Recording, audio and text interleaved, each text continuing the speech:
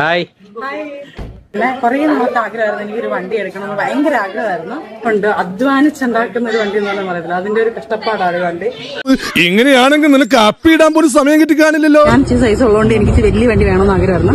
പക്ഷേ എന്തോ ഒരു വശക്കേടില്ലേ.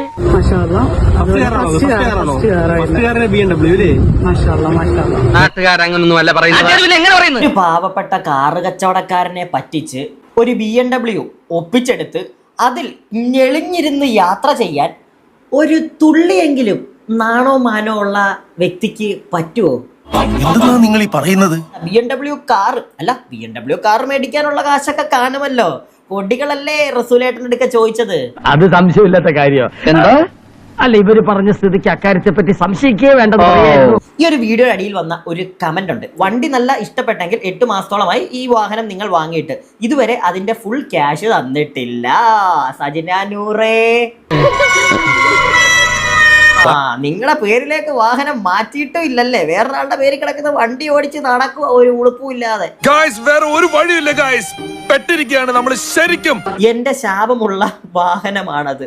എനിക്ക് ക്യാഷ് തരാതെ എന്നെ ഒരുപാട് കഷ്ടപ്പെടുത്തിയ വാഹനമാണത്. നിങ്ങൾ സന്തോഷത്തോടു കൂടി ഒരിക്കലും ആ വാഹനം ഓടിക്കാൻ പറ്റില്ല. എന്താടാ ഇത്, എല്ലാരും ശപിച്ചിട്ടാണല്ലോ പോകുന്നത്. ഞാൻ കഷ്ടപ്പെട്ട് സമ്പാദിച്ചുണ്ടാക്കിയ പണം കൊണ്ട് വാങ്ങിയ വാഹനമാണത്. അതിന് മുഴുവൻ പണം തന്നിട്ട് ഇങ്ങനെ സംസാരിച്ചാൽ പോരെ? എന്നെ പറ്റിക്കാൻ നോക്കിയാലുണ്ടല്ലോ പെരുവിരലിൽ നിർത്തി കറക്കും ഞാൻ. തീരെ വിശ്വസിക്കാൻ കൊള്ളാത്ത ഒരാളാണെന്ന് ജനങ്ങൾക്ക് എല്ലാവർക്കും മനസ്സിലാക്കി തന്ന ഒരാളാണ് സജിന. വിശ്വസിക്കാമോ? ഇടപെട്ടിരിക്കുന്ന നീ ആയതുകൊണ്ട് മനസ്സിലായില്ലേ, നിന്റെ ഒരു കേസ് ആയതുകൊണ്ട്. അതുകൊണ്ട് തന്നെ ഈ വ്യക്തി ഇട്ടിരിക്കുന്ന കമന്റ് അതൊരു എന്താണ്, ചുമ്മാ അവർക്കെതിരെ ഒരാൾ വന്നങ്ങോട്ട് ചുമ്മാ ഇല്ലാതാക്കാൻ ചെയ്തതാണെന്നൊക്കെ എനിക്കങ്ങോട്ട് വിശ്വസിക്കാൻ പറ്റുന്നില്ല. ഈ കൈകൾ മാർപ്പാപ്പയെ പോലെ പരിചയമാണ്.